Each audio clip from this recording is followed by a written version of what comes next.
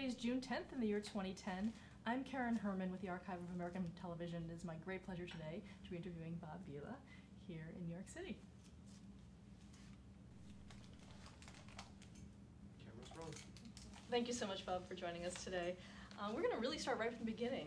What was your name at birth? Robert Joseph. And when were you born? June 20th, 1946. And where? In Miami, Florida. Is that where you grew up? Yeah.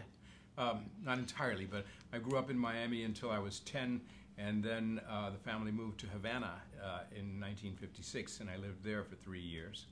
And then back in South Florida from 59 until the mid-60s, when I finished at the University of Florida and went off to see the world. Talk a little bit about your family and your parents. What are their names and what did they do? Robert and Esperanza, which translates as hope. My father passed away almost 20 years ago. My mother survives him. She's 90 and doing quite well down in Miami. She plays her piano every afternoon. She's fine.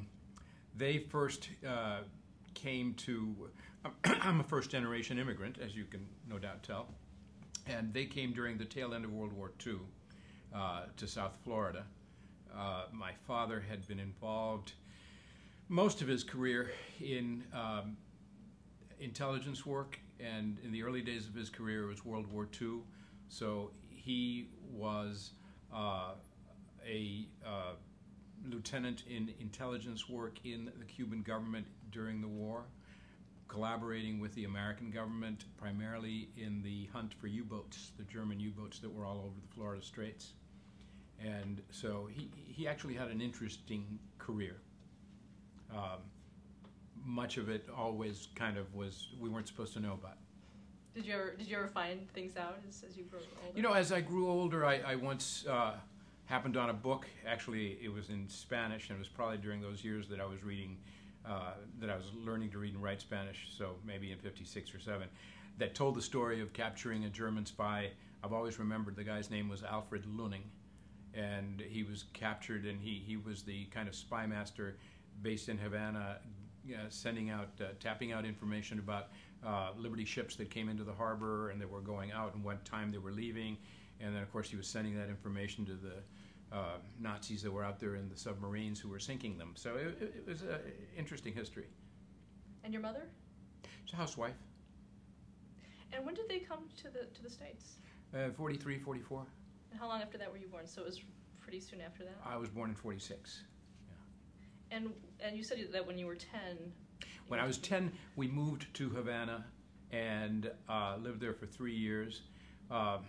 My father's involvement in this kind of work had, I guess, evolved into what was commonly referred to as the Cold War. The enemy shifted from being the Nazis to being the communists, and the whole business of communist infiltration in the hemisphere, particularly in Latin America, was something that was of great concern over the course of the Eisenhower administration. So I was a 10-year-old, total American kid with a Davy Crockett raccoon hat, and all of a sudden I was living in Havana in a totally different culture. I had family there, grandmothers and aunts and uncles and cousins and so forth, but it was a total kind of uprooting in the middle of 3rd grade into a different culture, and that lasted for 3 years. Was there a possibility that it would be permanent, or did you know that you'd be coming back? It's a good question. I think at the time I assumed that it was temporary, but it was a full 3 years. And then, of course, it ended with the Castro Revolution, and we right away came back to the States. Were you there during that point? Did you see anything there? Yes, during the years that I lived in Havana, I was very much aware of what we now call terrorism, which back then was the use of explosives more than anything to terrorize the population. You'd wake up and sometimes you'd realize that some act of terrorism had taken place overnight at a restaurant or a nightclub or a movie theater. A bomb had been exploded. It was relatively common. In the last year or so that I lived there, I think was very stressful, especially for my mother. And we were very guarded, and we did not lead the average life. How did that inform you when you came back to the States? Did that stay with you? It's culture shock. And I was 12 and a half when we came back. And so although everything was very familiar to me, and I had little friends on the block, because we had a home in Miami that I had lived in since I was a toddler. So it was like going back to the old neighborhood at the age of 12, and you hadn't seen some of these kids for 3 years. But in many respects, everything was fine. In other respects, as the years went by, especially in the wave of Cubans started coming into South Florida, it became more and more complicated. And growing up as a teenager, in my situation, you kind of saw two different avenues of either remaining just an American kid or becoming more and more of a Cuban kid in America. And I remained an American kid. My sister became more and more of a Cuban kid in America. She's a couple of years older. What did that mean? That means, I guess, that she identified more with the Cuban culture, and more of her friendships were with Latin Americans and Cubans in particular during the early 60s. She graduated high school down there in 62, and I graduated in 64.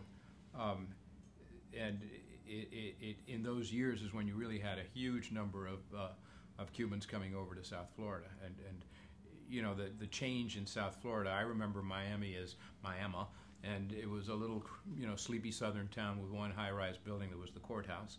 And you go to Miami today, and it's this world-class city that is the key to the Latin Hemisphere, and it's largely run and has been developed by not just Cubans, but Latin Americans from all over. What kind of kid were you? Let's see. I was a biker, and I was somewhat adventurous, I'd say. I was never big enough to make any of the sports teams later on. The kids on the block were all kind of a lot bigger than I was. And I was always interested, since I was quite tiny, I was always interested in building and construction and architecture. I mean, I was your kid that when you asked me, what are you going to be when you grow up, I always said architect. And that's kind of a family story, but it's true. And I grew up around building blocks and tools and hammers and saws, and in a house that my father built with his own hands at the tail end of the war and throughout the early 50s. When we moved to Havana in 56, he had added a guest cottage in the back, and it was by no means an extraordinary house. It was a very middle-class little house, but there was always some project going on. So I was always Dad's shadow. But still, how did he learn the techniques to do this? Self-taught. Can you describe the house a bit? What we call a CBS structure, a concrete block structure. A gabled roof with the gable ends to the sides and a front porch. Small garden out front. Not the kind of house that you have in New York, in Queens or someplace. It's Miami, and it's Miami of the 40s. But it was a front porch, sizable front porch, that I remember had big cypress planks on the roof, and there was a living room, there was an eat-in kitchen, there were 2 bedrooms and a bath. That was it. Later he added another bedroom and bath and a separate guest house. And at one point we had my grandparents living on the property, and we also had an aunt and uncle living in the guest house. So during the early 60s, there were so many families that were displaced. It's really the beginning of the Cuban diaspora. Here it is 50 years later. So during those years, I remember there was constant influx of people. Not all of them staying at our house, but still the neighborhood, the community was changing. And you mentioned that you had an interest in architecture very early on. Do you know where that came from, or what appealed about architecture to you? I think it's in the gene pool. My father's mother was a builder, in that she was responsible for having a house built that my father and all his siblings grew up in, and that I still remember vaguely. And after she widowed, she built a smaller house, a modern house. And a few years after she had built that house, she decided that it was too large, and she built a two-bedroom house for her and an aunt who is also still alive, and she's the only family member that still lives in Havana. She's 89. So the building gene has been active on the Vila side. That's interesting. And in terms of your interests, was it specific to homes as opposed to, say, office buildings or anything like that? I think it developed that way, but I remember always being fascinated by buildings and loving going downtown on Saturdays with mother or whoever, and going to Burdine's and going to the DuPont building is where I'd get a haircut, and the hobby shop where I could buy stamps from my stamp collection. It was all in big buildings. They weren't huge buildings by our standards today, like in New York. They were, they were mid-rises and the like. But I was always interested in anything that had to do with buildings and houses and construction. Were you interested in entertainment, television? Only to watch. Did you ever think that you would be on television? Never. No. I had no aspirations in that direction. It's an accidental career. Well, we'll talk about that in a minute, but first I want to ask you about your education and how you got the different points in your education, starting with high school. The high school that I went to, like so many schools in the South, was segregated and was very sports-oriented, very traditional and conservative, and named after Andrew Jackson. And the world that I found there was fun and accepting and interesting, but academically, now that I've raised 3 kids and put them through schools in New England, academically I think it left a lot to be desired, particularly from the guidance perspective. And when I left high school, I later realized I really hadn't gotten a very good send-off in terms of the path that I would take with higher education. And that's just the way it was. The athletic stars got a lot of guidance from the point of view of getting scholarships and getting into athletic programs in schools and universities, whether it was at Gainesville or at Ole Miss or very southern. This is a very southern world. And if you were an academic superstar and had done really well, then you were going to benefit. But if you were a B-plus student and you weren't aggressive about getting help, you weren't going to get it. And I found myself, both for the reasons I'm discussing and for economic reasons, going to the junior college. So the first 2 years of my education after high school at Miami-Dade Junior College, which is to this day, it's a marvelous institution. And at that point, it was kind of a new institution. But they had a program in pre-architecture that was an associate's degree program, and that's what I did. And so I had taken shop in high school and all that sort of stuff, but at the junior college, I actually took courses in architectural drafting, mechanical drafting, construction, technology, all sorts of great stuff, architectural history. And I loved it, and I did well. And I went from there to the University of Florida, where I was accepted into the architecture school, but where I shifted into the School of Communications because of the higher math requirements in the curriculum, which gave me a lot of trouble. So I kind of sadly turned my back on architecture, and this is now getting into the mid-60s, 68. 68 is when I finished up there. So there's a lot of distractions, and there's war protesting and all sorts of stuff. And the School of Communications was very, very interesting for me. I majored in communications, journalism, writing, and I minored in Latin American history. Totally left architecture alone for a few years. Well, how did you migrate to that? I had always had A's in English, and I wanted to focus on an area where I could keep getting A's.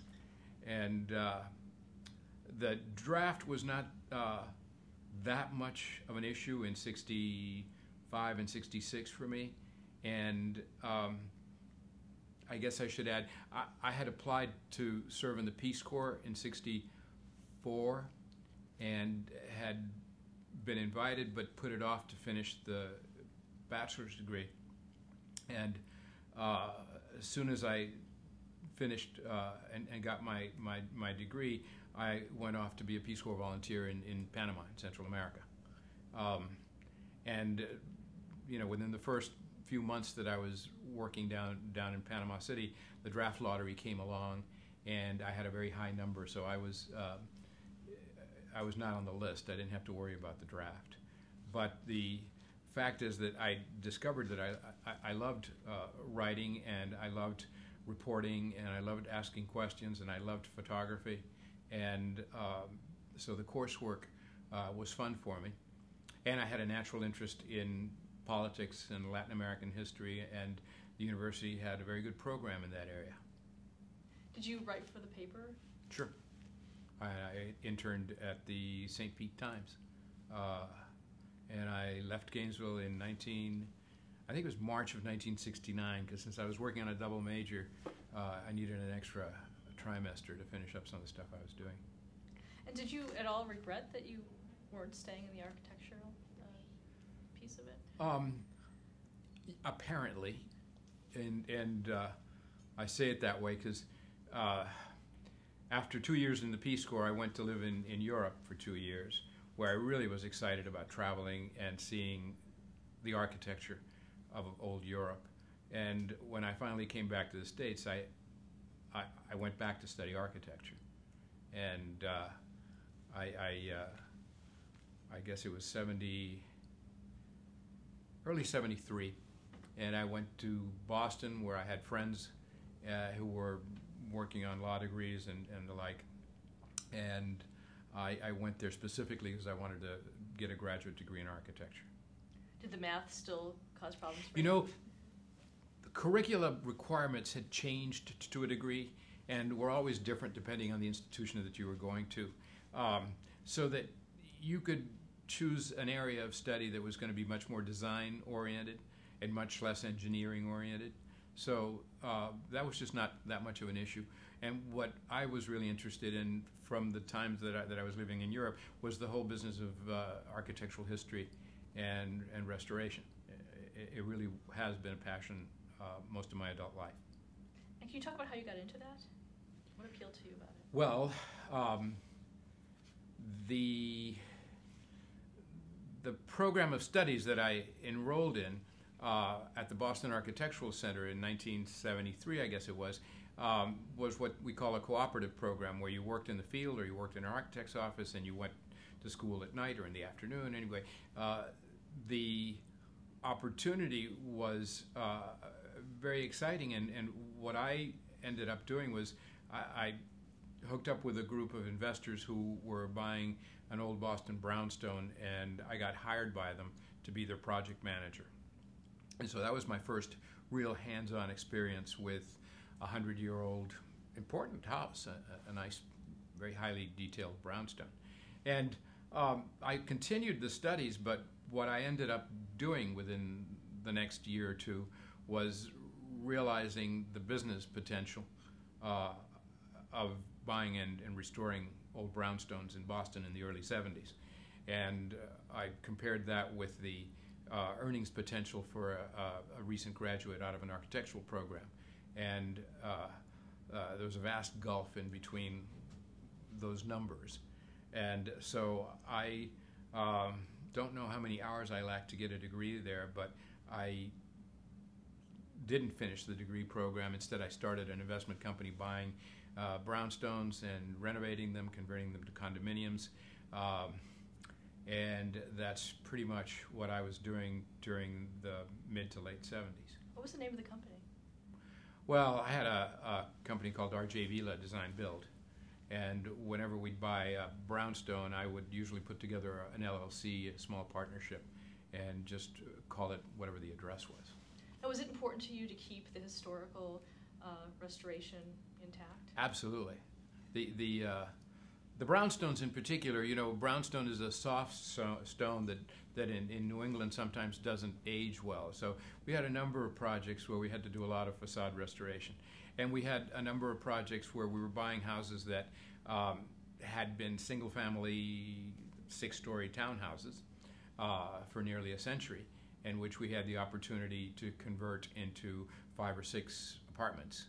And generally, we had all the detailing intact, sometimes very well worn, but generally you'd get one of these houses with amazing ceiling moldings and lighting fixtures and floors and parquet and moldings and just great stuff. They hadn't been screwed up.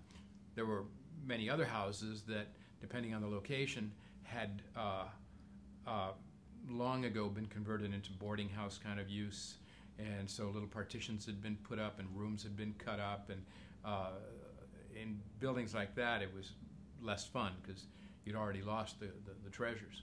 Would you go back and try to research to find out what the original building? Well, what I'm saying is that many of these buildings were in the intact original condition, so that your challenge was to put in modern amenities and to turn a floor that had nothing in it but an enormous staircase and maybe a bathroom and a bunch of closets and maybe 2 big rooms, and how to take that central core of space and create modern kitchen, bathroom, or how to put in a modern plan within these antique spaces. And I was involved in probably half dozen house projects like that. Was that something that was, were a lot of people doing it at the time? Not really. I think the majority of the investors were buying properties and just operating them as rentals, and in some cases cutting them up and operating them as student housing. My focus was on a neighborhood in Boston called the Back Bay. And the houses built in the Back Bay dated from, the earliest ones were from the 1860s through until the end of the 1800s. So these were all fine homes that were built for the upper middle classes. And through the 20s and the 30s, that's what they remained. After World War II, there was the flight to the suburbs, which forced many of these houses into that kind of ownership where they were converted into rentals or rooming houses. And we have such a huge student population in Boston. We've got BU right on the edge of the Back Bay, and all the other schools, that there was always a big student population looking for rentals. Now, when you were doing these, were you actually on site for the projects that you worked on, or did you have a lot of people that you were working with? I was on site. I was the project manager. I was the guy getting splinters in his hands, doing demolition, learning how to use a sawzall, learning how to fill a dumpster efficiently, and learning how to manage a crew, and learning how to manage the budget, and learning how to borrow money from banks, and doing all this stuff. It was a lot of fun. What was the biggest challenge for you at that time? The banks. Probably. If you don't have a track record and you're trying to put together, loan packages and stuff, and you're in your late 20s, early 30s, it's always a challenge. Did you feel pretty successful, though, with the business? I did. I remember the first one that I actually was a buyer. I had put together a small amount of money. I had like $15,000, and I got my dad to match it, and I got another investor to match it, and so with that $45,000 seed money, we bought a house that was, I think, a $75,000 house, and I don't remember what the budget was for it, but we borrowed. And when all was said and done, and we sold the building as condominiums, we did very, very well. I was very pleased that I could return my dad's investment with probably a kind of a triple number. Yeah, and that was, I think, 76 or thereabouts. And very short time after that is really when you got into television. Can you talk about how that happened? Yeah, that's why I was saying it's an accidental career. The project that became the pilot for a TV show that became This Old House, that project was not a brownstone. It was a standalone wooden house that my wife and I bought when we were married in '75, and we restored it in '76, and we only lived in it for a couple of years. But it was a very pretty house, what they call an Italianate style house. Bracketed Italianate is the terminology. And my wife Diana had always loved the color of Elmwood, which is the president's house at Harvard, a very beautiful yellow ochre. And she matched that color, and so we painted the house this lovely deep yellow with white trim and a dark green door. And the house was on Beacon Street in Chestnut Hill near Boston College, and it got a lot of traffic. A lot of people went by there. Senator, what was his name, Brooks, lived across the road. And to make a long story short, it ended up in the Boston Globe, featured in the Sunday magazine, and I loved it because it was good publicity for my business. The end result of that, it also got featured in, I think it was House Beautiful or Better Homes and Gardens, one of the shelter magazines. And the long and the short of it was that a television producer saw the article on the house and approached me and my wife about allowing him to shoot a TV pilot for a project that he had. And we agreed to do it. And that was probably 1977. And the project was not really this old house. It was going to be called House Calls. It was going to be hosted by a woman whose column in the Globe, where the house that first appeared, was called House Calls. And it was simply going to be a magazine format TV show that looked at a different finished renovation, kind of on a weekly basis. I think that was the formula. They shot their pilot and went away, and that's the last I thought about it for a while. Were you on camera? Oh, absolutely. This woman was, knock, knock, and we opened the door. My wife and I opened the door, hello, and brought her in, gave her a tour, talked with her about what we'd done, and see you later. And so it was probably a 20, 25-minute pilot. And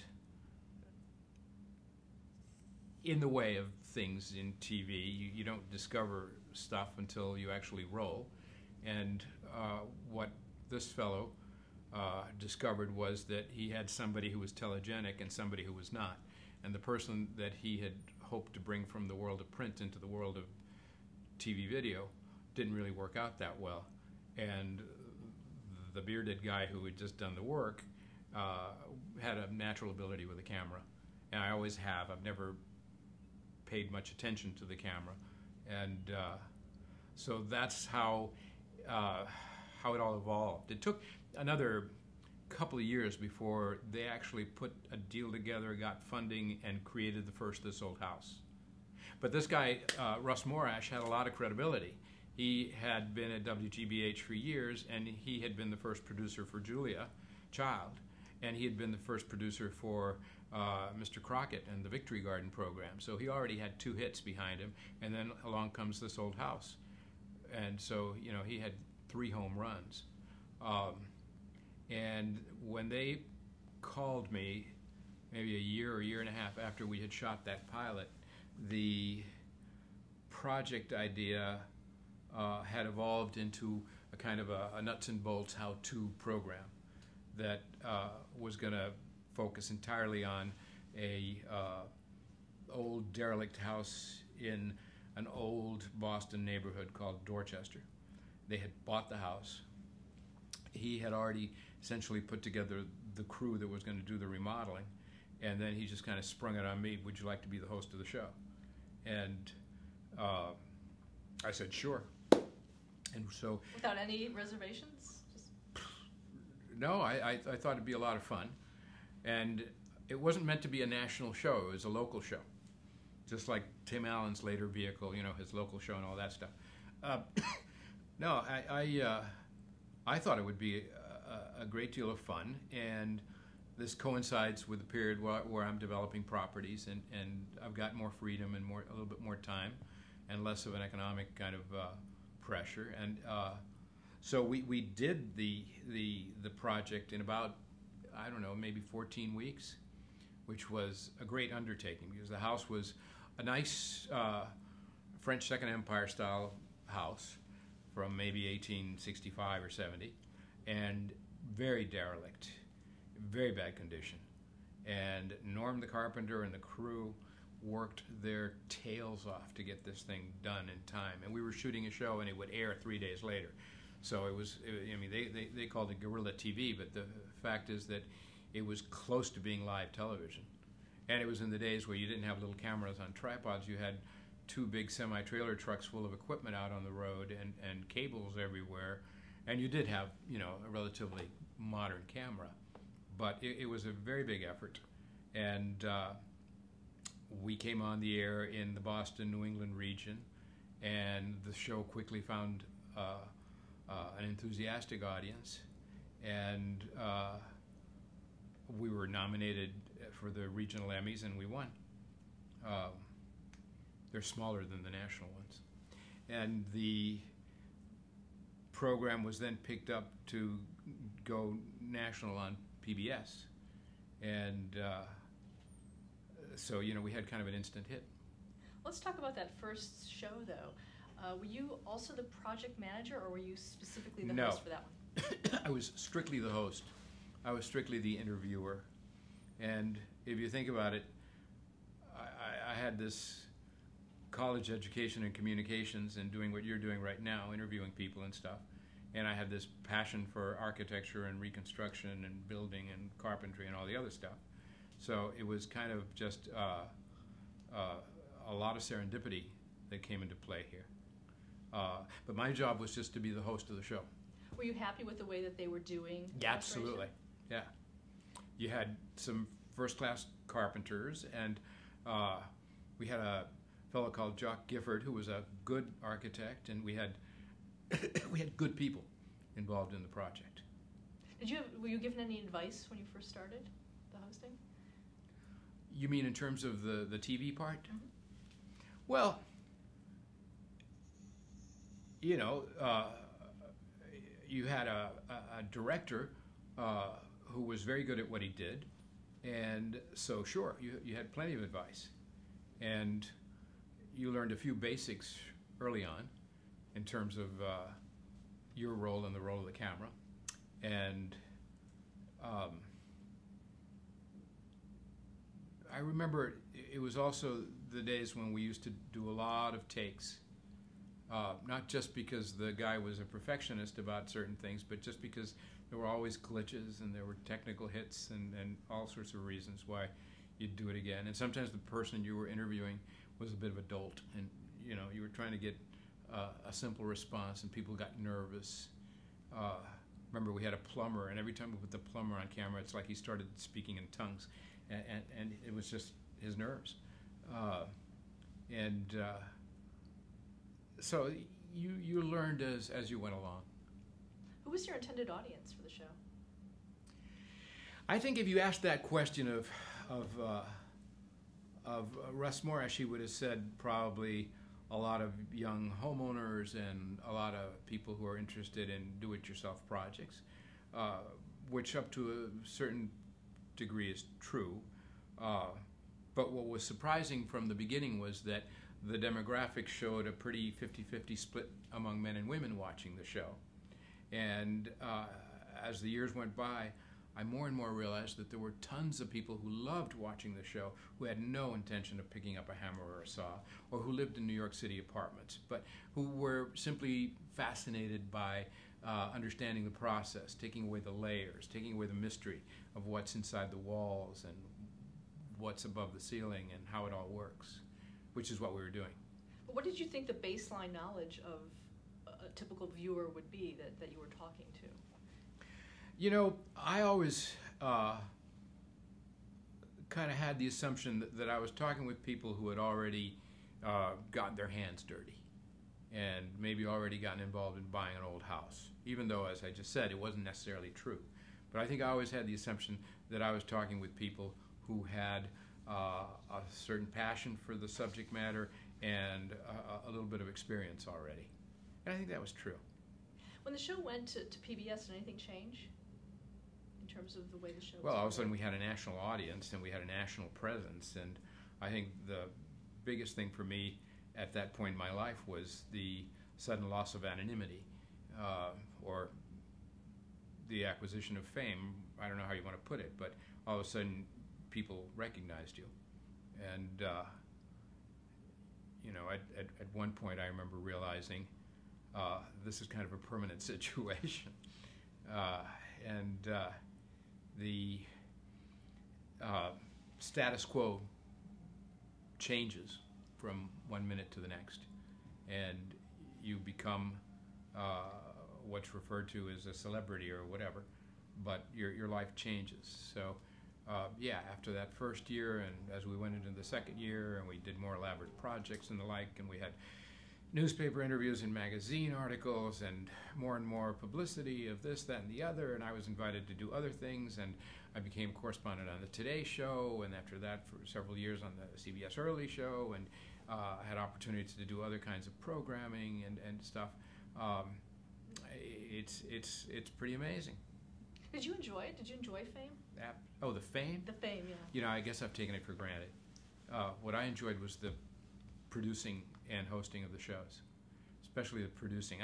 I didn't produce the shows at PBS, and I left PBS after a decade and started producing my own shows. Yeah, we'll talk about that. Yeah, but what I enjoyed during that decade more than anything was the involvement with the project, and the projects became more elaborate. And the second year we did something that was an important historic house, and so even though I was not in charge of the physical project, the people that were doing the design and the people that were doing the construction were good people, good quality people. So it was fun to be part of that team.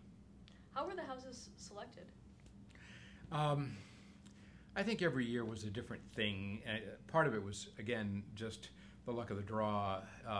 That second season, after we had gotten this high profile for the first show, WGBH was approached essentially by a group of preservationists who had gotten their hands on an important piece of architecture that was going to hell in a handbasket, and they said, "Can we do a deal? We'll sell you the house for $1 if you restore it." And then, so that turned out to be a summer house with a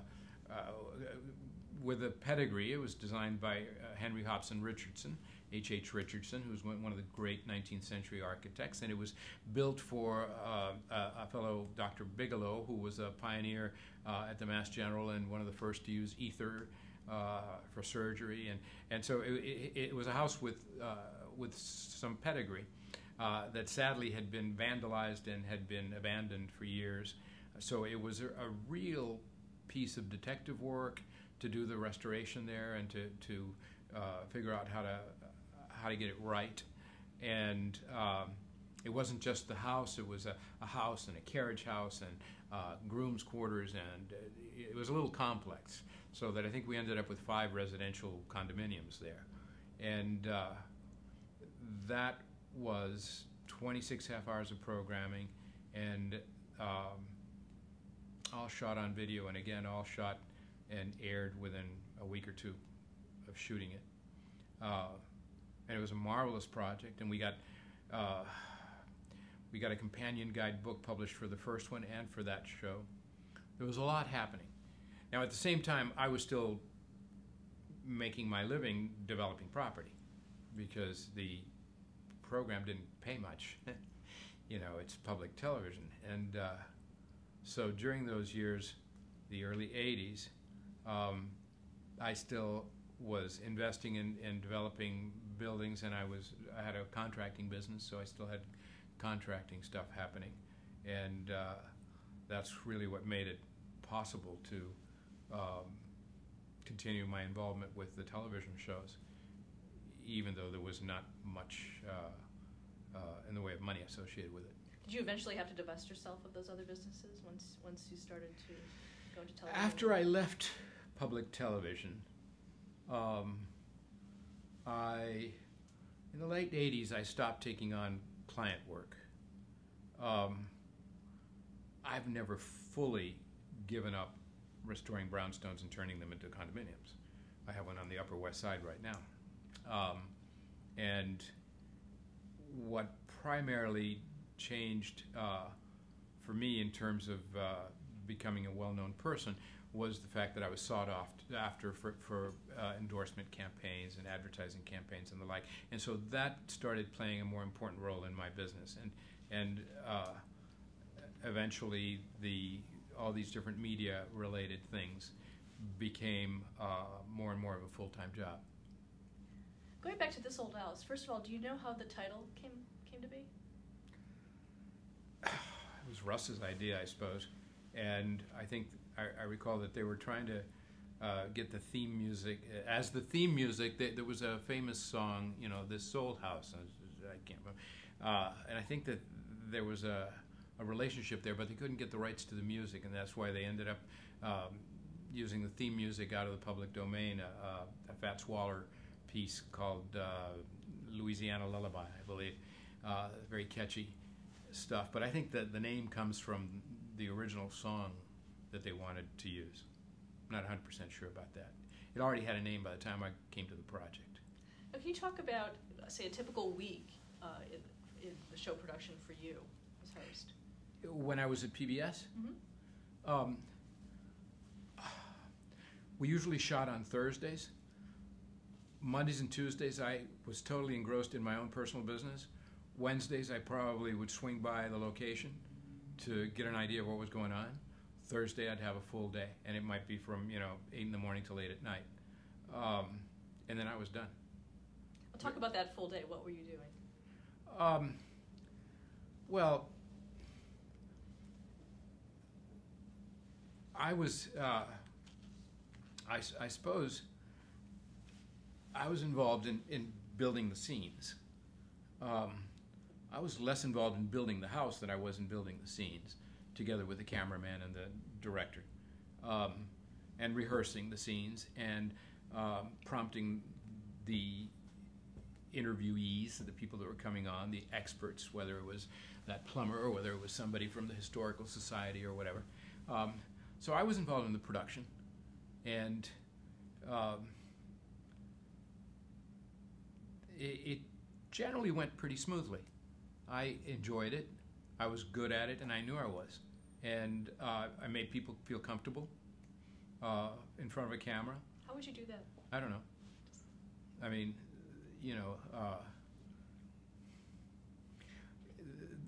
there are a lot of things, but I think personality traits are very important, and those are things that you're born with or that you develop along the way. But if you make people feel comfortable and you show a genuine interest in finding out what it is that has gotten them to where they are and all of that, it works, I don't remember ever having a moment of feeling uptight about production days. I always really looked forward to production days. It was a lot of fun. And I must say, I to this day, every day that I've had that I've been shooting a show has been a fun day for me. Was anything scripted, or were you basically ad-libbing throughout? I ad-libbed my way out through this from the first day. And remember, I had a passion for it, so that I was a student of historical architecture, and certainly not an academic, but a pop student. Well, that's not entirely fair. I mean, I'd studied it, and so I had a vocabulary. I could look at a house and I could dissect it for you, and I could tell you what those parts are called and where they come, whether they are derived from Greek temple architecture or whether it's a revivalist thing, and whether Louis Philippe made it happen or what. And it's always been an interest and a passion of mine, so I know a fair amount about it. And so there was nothing for me more fun than to take the camera on a tour of something and explain to the viewer why it was special, or why I thought it was special at least. So I think that was a key part of the my success in terms of the shows. Like you said, the cameras were a lot bigger then. Talk about winding through one of these renovations with that kind of equipment. Well, we had the world's greatest cameraman, a guy named Dick Holden, and the cameras were always Sony's or Ikegami's or whatever, and they weighed 42 pounds, And he was a slight fellow, but I mean, we called him the Hawk. He was just amazing because everything was handheld camera work. We never used sticks. And occasionally he'd bump into something and he'd be very upset. But the whole relationship that you had with your cameraman was something that was very important. It developed. And you were on the road a lot, so you also you lived with all these people, and you had dinner and drinks with these people, and when you were on locations, because the show went on locations a lot. So you developed these relationships, and your relationship as a host interviewer with your cameraman is one of the most important ones. I mean, when I left GBH and started my own production company, the cameraman that came to work with me stayed with me for the next 17 years. And, we shot 17 seasons of Bob Vila's Home Again programming. So that relationship, if you can build a good relationship with it's a real duo kind of thing.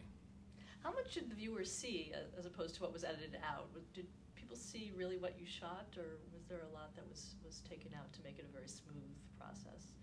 No, the role of the editor has always been very important. As the technology improved and the cameras improved, the material that we brought and gave the editor was better and better each year. During the years that I worked at GBH, the role of director was Russell's, and he was a very, very exacting taskmaster, and if there's anything that he didn't like either about the way the camera was working or about the way you were asking questions or anything, he would just say, let's do it again. And so you might do take after take after take.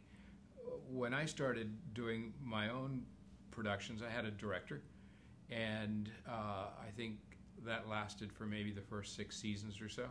And after a while, I started directing it myself. And my objective almost always was to get as much spontaneity out of the subject as I possibly could, and to always make it feel totally unrehearsed. It's the news. And I always treated it more as the news than we had in the past. So I guess what I'm saying is by the last few years of my production run with Bob Vila's Home Again, we were very often just bringing home first takes and giving those to the editor. And but then again, we had so much other stuff to do, whether it was we went from PBS, which is kind of a different format, to being commercial television. So you have to edit things and prepare things for commercial television, i.e. commercials. Oh, you mean in terms of timing? In terms of timing, yeah. And segments and segment lengths and credits and bumpers and all the different things. Going back to the PBS show, were you able to show, say, mistakes or really be a little bit more free-flowing, or was it very structured, in your opinion? I don't think that it was structured in that there was never a shooting script. We probably had agreed the day before what the segments were going to be about, and we knew if we had lined up certain visitors what we were going to be talking about. But we kind of cobbled it together as we went along. And that remained true, I think, pretty much for all the shows I did. I think if you look at the current version of This Old House, it's a totally different show. And I haven't seen much of it, but I know that they changed the format a few years back. And if you look at the approach that I took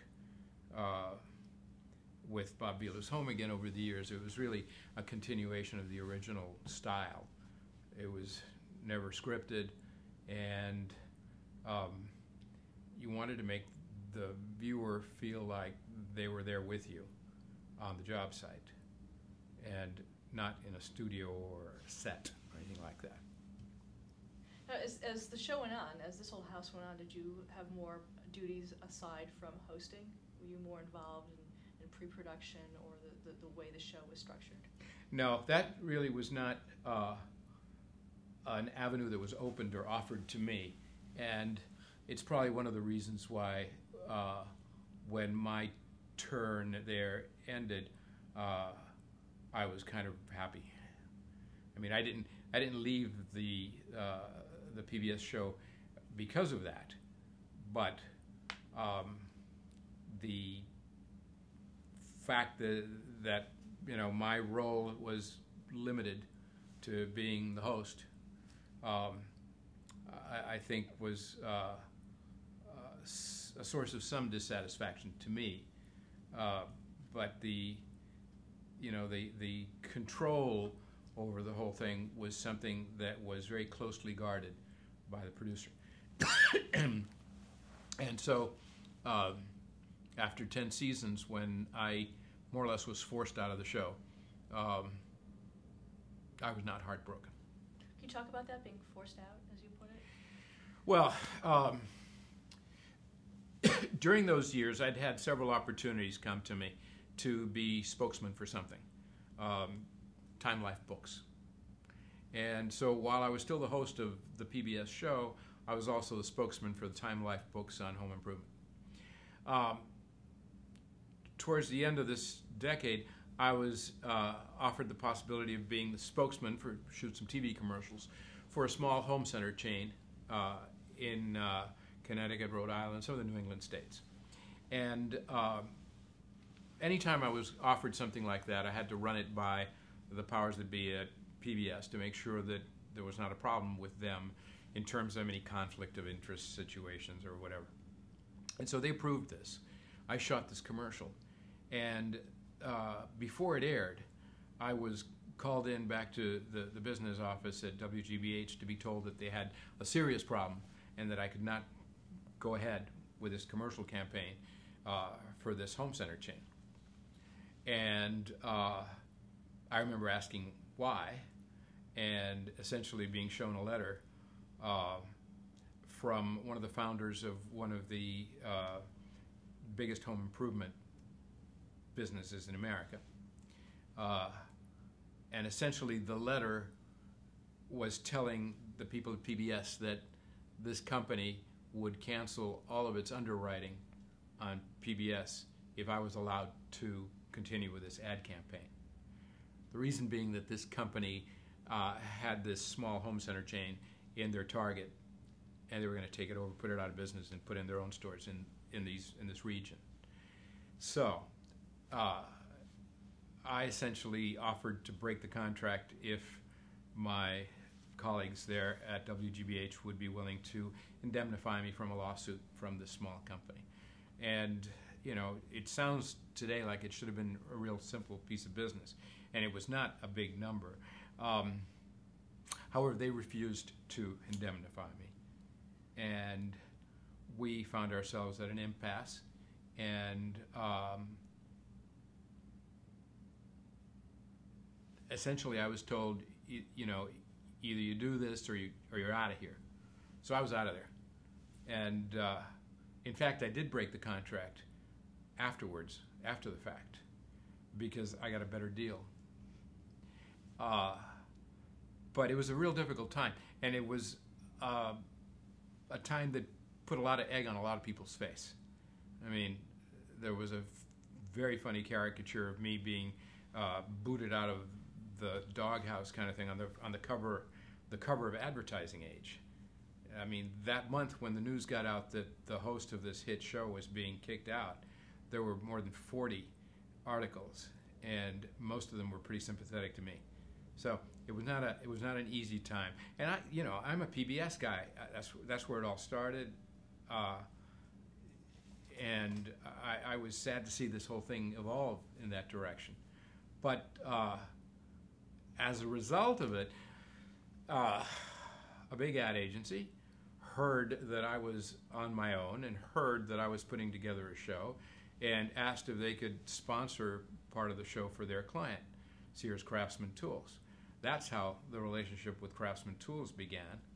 And in fact, we created a partnership where we produced and owned the syndicated Bob Vila Home Again shows for the next X number of years. Now, I want to get back to that, but I did want to ask you before we leave this old house to talk a little bit about the contractors and maybe Norm Abrams and people that you worked with over those years. One thing that we, I think, always insisted on was having the best possible workmanship in these projects, whether there was mechanics, electricians and plumbers, or whether it was artisans, or whether it was designers. And certainly with Norm Abram, we had a top-notch carpenter. And so that was always a, something you took for granted, that we were always going to have quality people. We might have brought other talent occasionally that was harder to interview or that was not as colorful as one might hope. But generally, this was always very positive. And was there a favorite project that you had within that time? I really loved that second show, the H.H. Richardson House. I thought it was really a terrific project. We ended up doing a number of other shows that traveled. Producer would manage to somehow get himself to Hawaii or Santa Barbara or someplace like that. And we did a number of interesting projects. The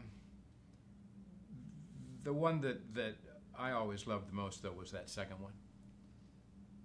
Now, was this the first show of its kind on the air? Yeah. This old house is the granddaddy of all home improvement shows. And I can't remember when the first, I'm not going to call it imitator, but when the first similar shows came along. I don't know the chronology there, but I think for the first 5 years at least, we didn't have any competition. Do you think it started any fads, whether in home building or a specific type of design or anything that was done on your show? Did that carry over outside of it? Well, excuse me, one of the things you have to keep in mind is that our timing was coincident with the bicentennial. And the bicentennial had already sparked a lot of interest in polishing the brass and restoring the steeples and making our town halls and our old churches and all these civic buildings, making them look proud for the celebration of 1976. And so this old house came along kind of on the crest of that wave. And we had almost a natural audience that had already kind of perked up its ears about this subject matter. And they were all eager to watch and eager to participate. And that audience just grew as we did more projects and got more publicity. One of the things about the show is that it was parodied on Saturday Night Live and in Living Color. How did those affect you? Did you see them, and did you? Sure, I was watching Saturday Night Live when all of a sudden they did that, and it's kind of a kick to find yourself all of a sudden being caricatured or being parodied or whatever the term is. It's always complimentary. Would you agree that the show was groundbreaking? No doubt about that.